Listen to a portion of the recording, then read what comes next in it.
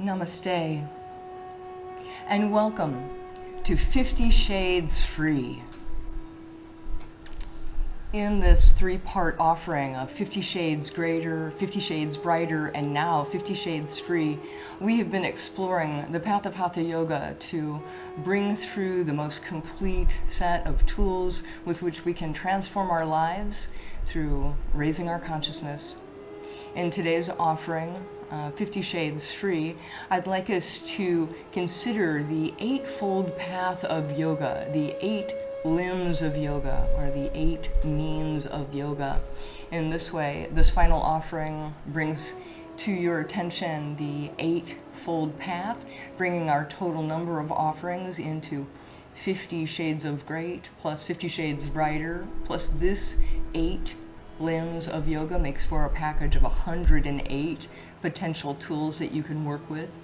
Now within these 8 limbs of yoga, or the 8 means of yoga, there are within them several different considerations and components, which are of course tools in their own right, which brings this 8 means of yoga offering into an additional 50 pieces of information that can help to guide you on your path, to uplift you every step of the way, to help to revitalize you when you have been challenged, and to help you to persevere according as you truly value.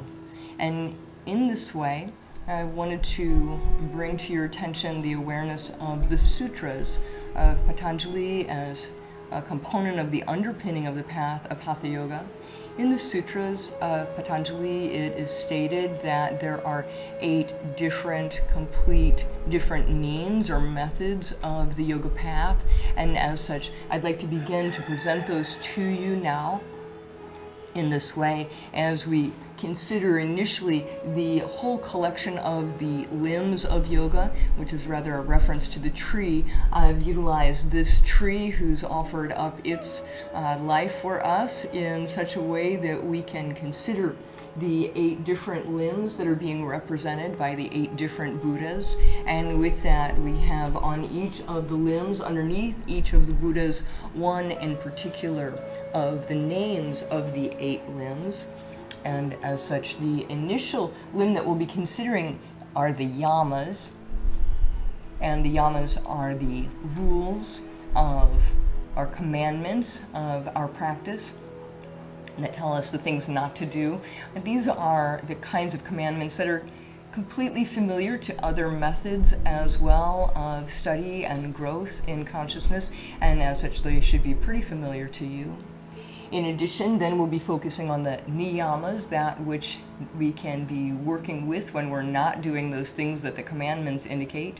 And so together, these two comprise rather the 10 commandments of yoga through the yamas and niyamas, through the focus of the commandments and then the observances or rules to guide our behaviors. Now these yamas and niyamas are the underpinning of the path, in which then we'll consider asana, and I know it's hard to see that with the yellow outline here, and so for your purposes under the Buddha, you can see the yellow lettering is highlighted in the green.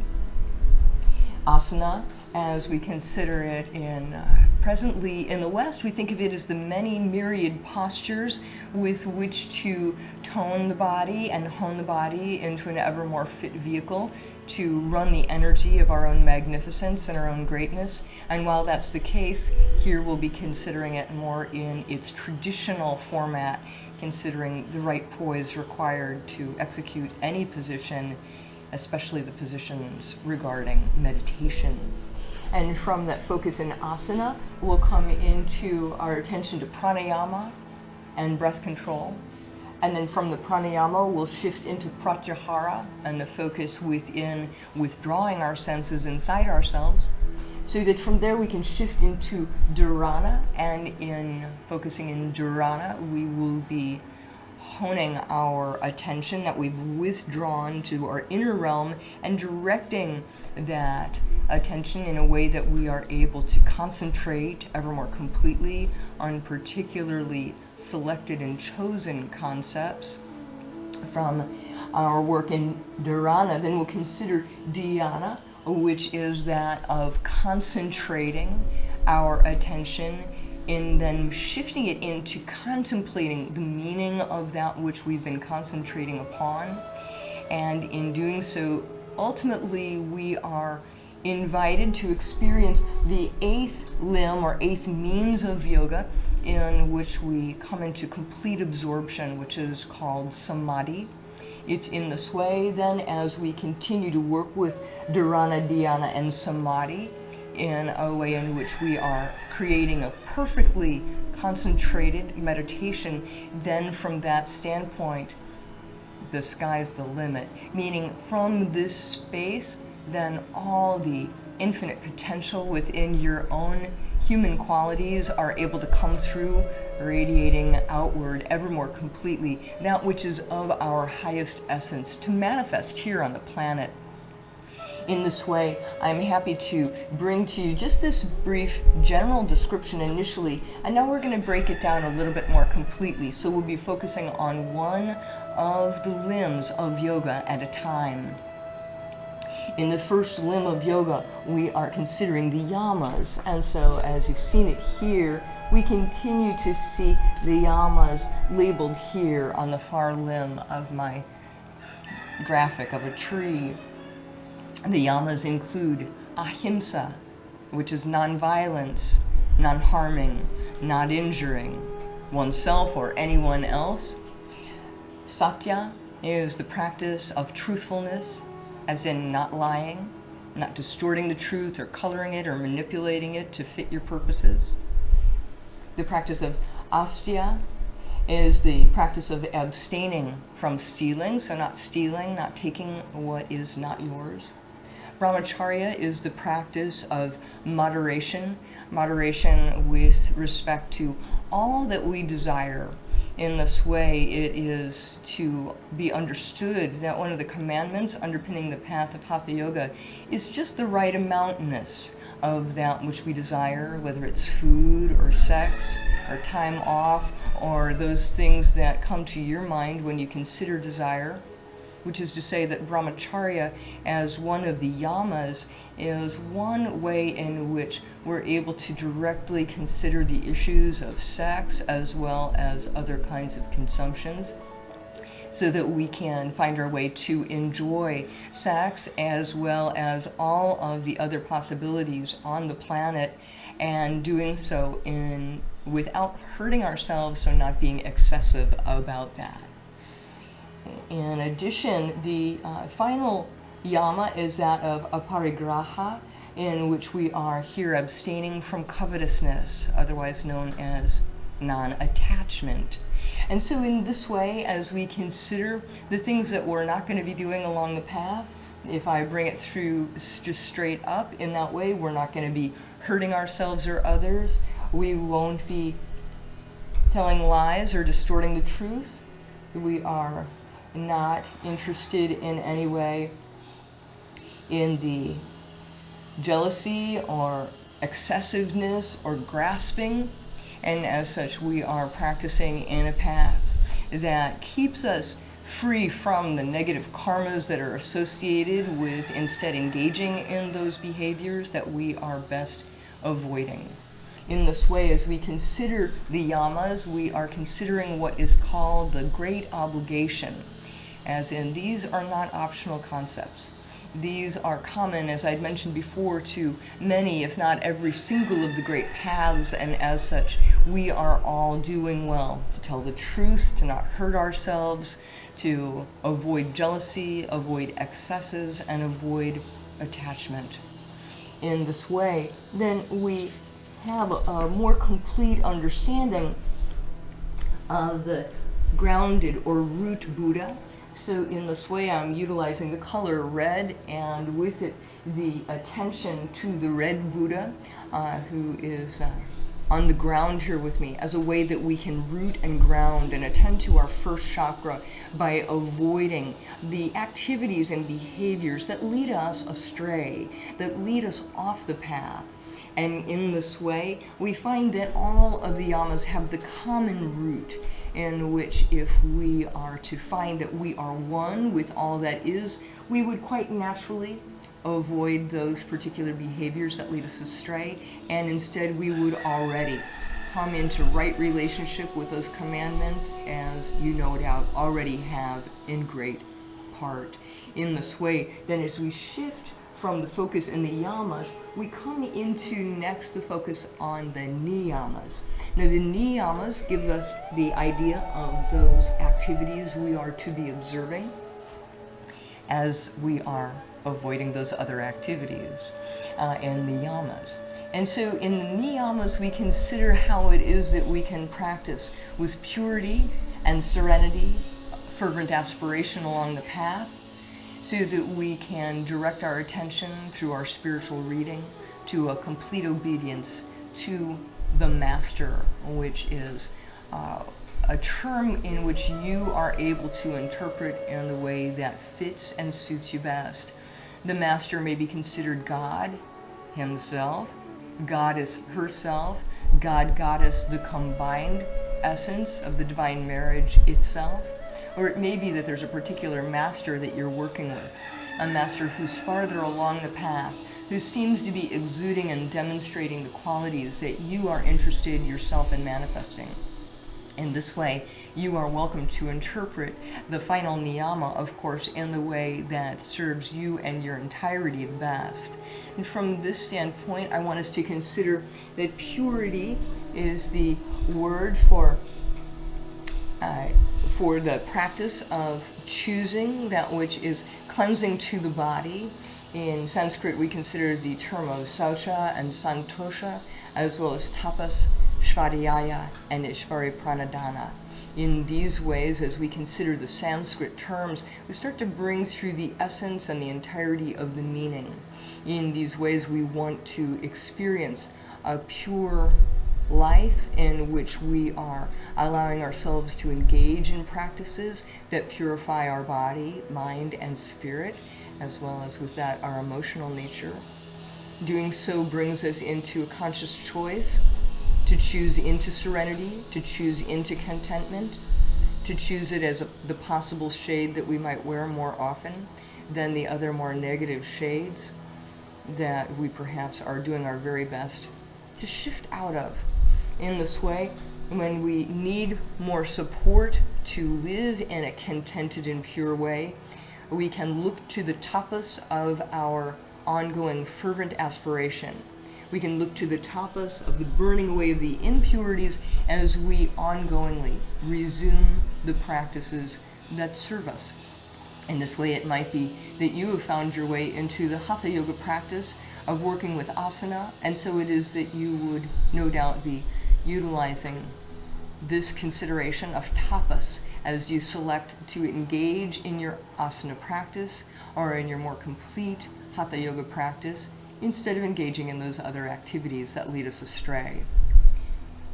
From the consideration of tapas, we will now consider svadhyaya. As we do, we know that in spiritual reading, especially of such texts as the sutras or the Upanishads, we are able to allow ourselves to dig in deeply at the true meaning and nature of the path, and in doing so, it becomes its own meditation itself to completely focus on the spiritual readings that we select. In doing so, it gives us a place to focus our mind, our eyes, and with it, the rest of our energy field starts to track onto what it is we're attending to in our spiritual reading.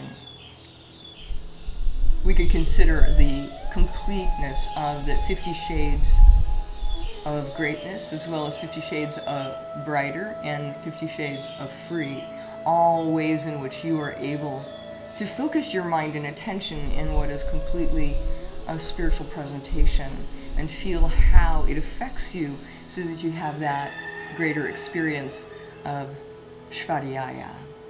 In this way, we then consider ishvara pranidhana, which again is the perfect obedience to the Master. In this way, having considered what that term, the Master, might mean to you, you might be more comfortable in hearing those words now. In that way, we come into the awareness that these rules and the observances that come with them, together with the commandments, tell us just what not to do and what to be doing instead with our time and with our energy and with our efforts. And as such, if you find that this helps you to have a greater sense of how it is that you want to direct your behaviors so that you can grow in just the direction that you value, then we're able to turn to these practices, doing so with fervent aspiration as we allow ourselves to be pure, serene, to focus on spiritually uplifting reading material, and doing so as we find our way to completely obey perhaps the internal master that we come into contact with, having complete, in that way, obedience to our own higher self, following the guidance that we're able to receive at every moment, in every circumstance, every day of our lives. And as such, these two together of the yamas and the niyamas form a deep and complete rooted foundation in the first two limbs of yoga. In considering next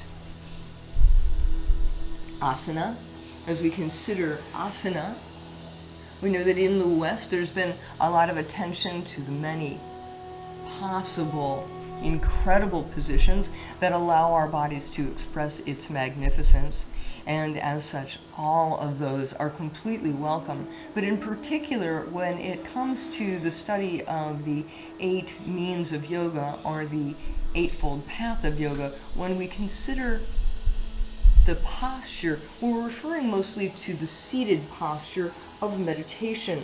So I'm turning sideways just to highlight that in the seated posture in meditation, when we're vertical and upright with the neutral spine, we're able in that way to practice without hurting the back, without creating upset, and if we need to sit on a cushion to do so, of course we are always welcome.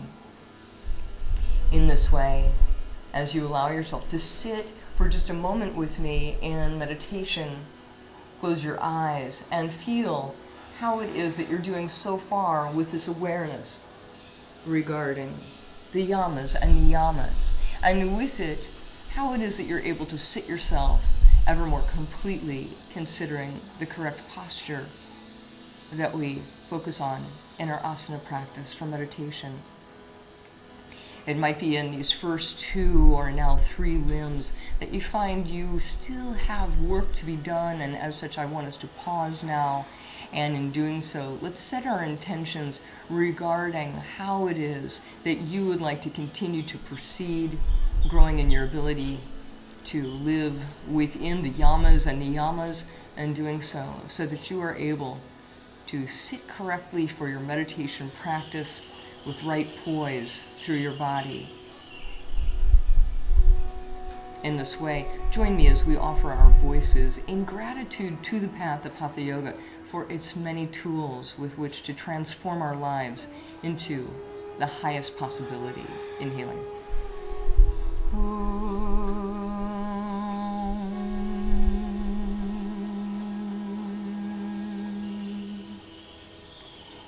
Hari Om. Shanti, Shanti, Shanti. And now from the space in your seated posture of meditation, let yourself for just a moment consider all the other postures along the Hatha Yoga practice that perhaps you have already experienced with me through 50 Shades of Great and 50 Shades Brighter, or through all the many Hatha Yoga tools that we have brought through earlier with lots of different yoga meditations, as well as in the whole meditation series, and also all of the yoga flows and the asana offerings now for me for 3 decades. In this way, you might have a collection of videos on YouTube that you like to watch to continue to practice with your asana, and as such, this is to just help to support you in doing so. In this way, we consider that there are generally 8 different kinds of postures that we usually consider working with. The seated postures, as well as the standing positions, and one-legged balances, as well as arm balances. Also focusing in the core of the body, so core work practices, and inversion practices of taking ourselves upside down with the head below the heart. There are a number of back bending practices, as well as twists to make sure that those back bends have not in any way caused any harm to the back. Twists are so helpful to the digestive system and all of the organs. And from our twisting positions, we consider the postures of being reclined, and in doing so, of course, our time spent in corpse position. So in these ways, when we consider all the different kinds of postural practices, we know that as we execute them with a long neutral spine, we're able to continue to practice without harming our bodies. And so in this way, continue as you do, loving your asana practice in its traditional awareness that as we clear the body from any areas that have been in pain, we're able more happily to sit, of course, in our meditation position, which is what all of the asana are otherwise about and for, to help us open our field.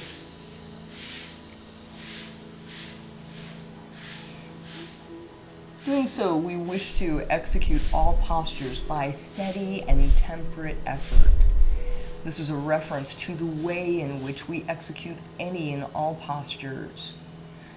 This is in service to avoiding the practice of being the weekend warrior of yoga, so that you can instead be steadily and temperately focusing on your yoga practice every day in just the right amount of time. Doing so that we can set our heart on that which is everlasting. In this way, when we practice every day, steadily and temperately, instead of injuring ourselves, we have a chance to steadily progress ever more towards that which is everlasting, ever more towards that which is uplifting to our heart, ever more to that which is uplifting to the heart in an everlasting way. In this way, we know that right poise, or the right posture, is firm and without strain. So in your next practice, you might allow yourself just to check in with how you're doing with respect to how firm is your posture, and yet how much strain is there. As such, you might find that you need to adjust the way that you practice your asana, ever more in the direction of firming it up, or perhaps it is a need for you to back out of some of the straining. Again, if you consider the true nature of the path and the root of the path and the limbs of the path in their traditional nature, it's likely to up-level your practice ever more completely. I know it has mine again and again. As such, as we continue, when we come into the focus next of pranayama, and the Buddha of pranayama and his label is a little bit hidden behind asana, but you might be able to get that as I gesture just a bit. In pranayama, we are focusing on the fourth limb of the path of hatha yoga, doing so in such a way that we are utilizing our breath in particular ways so that we are able to control and direct our life currents, to control and direct our life force. In this way, with pranayama, we have considered through the 50 Shades of Gray as well as 50 Shades Brighter, many different breathing practices, including, of course, the Ujjayi breath, which is the conquering breath. With it also the Bhastrika breathing of the cleansing practice for the solar plexus. Also the alternate nostril breathing, that is Anuloma Viloma pranayama, in which we're working on one side of the brain and one side of the body at a time, helping them to clear until they're able to unite in an ever more complete blending of the male and female channels. In this way, I also like to focus on balanced breathing, and in our practices through 50 Shades, we have utilized balanced breathing often to bring ourselves into greater focus of balance on the particular subjects that we've been focusing on. And then the focus of retention of the inhale as compared to the retention of the exhale. These practices help to take us ever more completely into the up-leveling of our energy field or the calming of our energy field, depending as is necessary. We've also worked with the practice of Kapalabhati, or the skull shining, so that we have been able to draw the pranayama in such a way as to regulate our life currents all the way through to the crown. And also we've considered the breathing practice of Sitali, in which there's the cooling breath when things get a little too hot. In all these ways, these many different components within the limb of pranayama have been studied and focused with in particular ways through the 50 Shades trilogy offering. And as such, here you have a sense of how it is that all of those practices rest within this particular limb along the path of hatha yoga. And so when we are practicing, and in doing so we start to get a little bit outside of our breath focus, we do well again to redirect our energy, redirect our life forces, redirect our life current, so that we're able to maximize the time spent in our practices to bring about our desired focus and our desired intent. In these ways, we'll now shift into considering what we're able to after we conclude the pranayama, and that is that we come to the focus of pratyahara. In pratyahara, we then are focusing deeply within. We close the eyes. We take ourselves into a quiet, still space. We avoid being distracted from the external sounds or external sensations. We allow ourselves to withdraw from moving. And in doing so, we start to experience more of our internal landscape. We start to turn our senses from the outer focus, which is where they are during most of our waking life, and we start to use some of that waking energy to awaken ever more to the internal world that is just as magnificent as the external world. And in doing so, we start to be able to focus within our body, mind, and spirit in ways that we are able to slowly and surely change ourselves ever more into that which we always already have been. Divine consciousness having an experience here in the materializing plane. And so in these ways, when you turn off the cell phone and turn the lights down low and you close your eyes and you let yourself sit in silent stillness without moving, you are beginning the practice of pratyahara, so that through pranayama we help the whole body be just ready, so that then as we turn our attention within, we have a sense of what we are working with inside our body, mind, and spirit is just exactly what we are able to, and doing so we call upon the next limb. In the limb of dharana, we're able to focus now through concentrating on our inner realm into that which we have selected. In the practices of 50 Shades of Great as well as 50 Shades Brighter, I brought through a collection of areas in which we're able to concentrate simply by viewing the material and listening intently. But beyond that, there have been particular mantras for the 7 chakras, as well as the particular mantras that we've chanted to awaken archetypal energies within our beings. Doing so, calling upon Lord Shiva, invoking Goddess Saraswati, as well as Mahalakshmi. For instance, these have been particular mantras that have allowed us to concentrate on just what it is our minds have been selecting. Simply the focus in chanting the mantra of Shanti, for instance, brings us through into the concentration on the peaceful vibration. Often as we chant aloud, doing so repeatedly and over time, we'll start to notice that even when we're not chanting, we can hear and feel the vibration that comes with us through the chanting practice.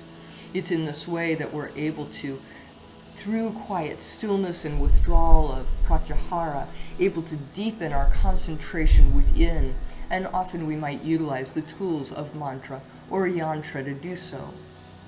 So that from within we can concentrate on just that experience that we have when we are utilizing the tools of making just the right sounds, listening to just the right sounds, or looking at just the right images and focusing on just the right images, much as we did in our focus with yantra. Brought through several different images in yantra, of the bija yantras as well, and also images of Lakshmi, Saraswati, and Shiva. Also, there have been other mantras that we've brought through over the many different offerings, including Om Mani Padme Hum, as well as chanting, of course, to Ganesh in Om Gam Ganapataye Namaha, as well as the Gayatri mantra. So all of these mantra and yantra practices are concentration practices that come to us through the tool of dharana, or that of concentration. And as you can see, the dharana Buddha is just a little bit tucked behind pranayama and after asana in this way. And as we're able, then we shift into the focus on the seventh limb. The seventh limb associated then with the seventh chakra. So each limb associated with each of the seven chakras in the general chakra field. Dhyana is the focus then of contemplating that which we had just a moment ago considered concentrating on. So in the concentration, we may be able to allow ourselves to absorb completely that sound of the mantra or that image of the yantra, so that then we are able to sit within still silence and contemplate the meaning of what that experience has brought through for us. It's in this way that we consider the oldest story that has ever been on the planet, and it is the underpinning of the path of yoga. This is the story that comes through in the origins of the path through the Rig Veda, and it's been summarized in a book that's called Ka. In the book of Ka, we come to know that the oldest story on the planet doesn't have much of a plot, but it does have two trees. One that is rooted in the ground and reaches upward towards the sky, and the other that has its roots in the sky and it's reaching downward, branching out on earth, like my two hands are describing. Now, if I could, for your purposes today, I'd bring in an upside down tree and hang it from the ceiling, but I wasn't quite able to get there. So I want you to have this consideration that the meaning and the experience that we have in our lives are really like these two trees. We have our experiences on the planet, and those experiences we can use to grow upward through to the higher realms. In doing so, we do well to contemplate the meaning of our experiences, so that in the contemplation of the meaning of the experiences we've concentrated on, we're able to allow the energy and the light to descend from above, to infuse our experience on the planet with the light that's divine, that wants us to see through even the most challenging times, to grow in an awareness that there is some purpose behind all that has occurred, as long as we are able to continue to grow through it.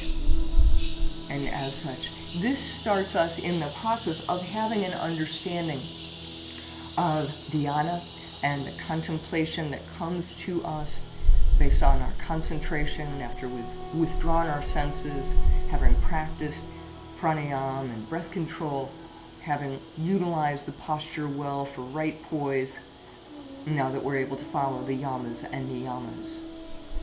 In this way, we build into the eighth limb of yoga, and I referred before to the 8 chakras just briefly. This is a reference to the way in which there is a chakra above our body and being as my hands are gesturing, which in some traditions is called the transpersonal point, or the seat of the soul. It is in this way that as we approach the 8th limb of the path, we approach that consideration of samadhi, that which is the absorption completely in the energy of our own divinity. Once we have concentrated and contemplated and now turning into absorbing ourselves completely into that which we focused on, we are ever more completely moving into becoming that which we have intended.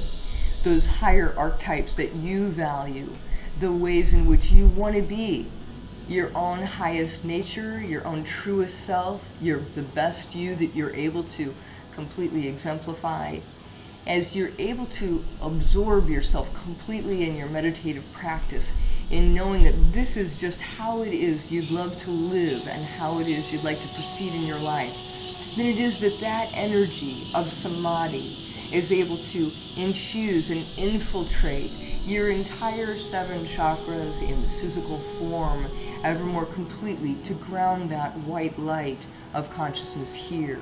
So in this way, as we have focused in the yamas and our particular methods of following the commandments, not hurting ourselves, already that informs the entire tree. Avoiding hurting ourselves and avoiding hurting anyone else, over time we find is just one practice: no harm. And from no harm, all the rest of the yamas set themselves clearly in alignment. So in just that way, as we allow ourselves to stay safe and happy and healthy, we're able to build then into the niyamas, practicing serenity and purity in a way that's uplifting to our consciousness, through our fervent aspiration, with our spiritual reading supporting us, as we completely obey the master that we are dedicating ourselves to, as you consider such. Doing so in such a way that we can work with right asana gives us that chance to build into the solar plexus chakra so that we're locomoting well, and doing so maintaining just the right poise so that we can then shift into controlling our life currents in pranayama, focusing our life currents, focusing with our breathing in just this way so that we can come into just the right balance as you know that you need to and want to in particular directions. From pranayama, we withdraw our senses and pratyahara to take our focus within, to contemplate in that way, in pratyahara, our ability to contemplate our internal realm, our internal landscape. And that's just what we do as we come into dharana and we shift into focusing and concentrating in the particular meditative tools that you've selected, perhaps mantra or yantra, or any of the creative visualizations that we've brought through innumerably through our mountain meditations and our water meditations and fire meditations and our air meditations, as well as focusing then, as we have in dhyana, with the concentration of our ability to then focus and contemplate on the essence and the meaning of that which we've concentrated on, whether that was your chanting and mantra and yantra or all the rest. And in doing so, we come into the state of perhaps a greater ability to be absorbed completely in the state of samadhi, so that we, in the complete state of samadhi, are absorbed into our higher consciousness, so that we can be and become that which is our highest and best potential. In this way, you have just with me considered the 8 limbs of yoga, the 8 means of yoga, and with that, 50 different shades of the particular limbs of yoga, meaning a reference to the 50 different leaves that come off the tree of yoga, as we've considered the different particular aspects of the yamas and niyamas. asana, pranayama, pratyahara, dhyana, dharana, as well as samadhi. Now, in this way, let yourself have a moment's rest. You might lie down on your back and feel how it is that today's focus has shifted in you, perhaps just a way in which you wish to up-level or refine one component of your practice, or it might be that it sets you along a whole new journey of the way in which you wish now to proceed. Doing so, let yourself have a few moments so that you can integrate more completely. Doing so, feel how good it is to be you, to let yourself grow into the guidance that you are receiving even right here and right now. Doing so in such a way that you are able to ever more completely make a contract with yourself to grow in the direction of your own higher self. Doing so in that way that's just private for you, that lets you know that you are moving in just the right direction and just the right timing as you're able. And from the space as you're able, come on back up with me. And if you need to rest there longer than I have allowed time for, please do so. But when you come on back up, just pause and notice the changes that have taken place in this offering of 50 Shades Free. Let yourself feel free. Let yourself feel that this freedom is your birthright. This freedom is that which we have all inherited, and some of us have a hard time recognizing that inheritance from Divine Mother Father. So allow yourself here and now to open up a little bit more completely to the abundance of your life. Doing so, allow yourself to grow in just that right direction as we continue to utilize these tools from the path of Hatha Yoga. Pausing in this way, having noticed the changes that have taken place, join me as we offer our voices in gratitude to the path with its sound. Inhaling.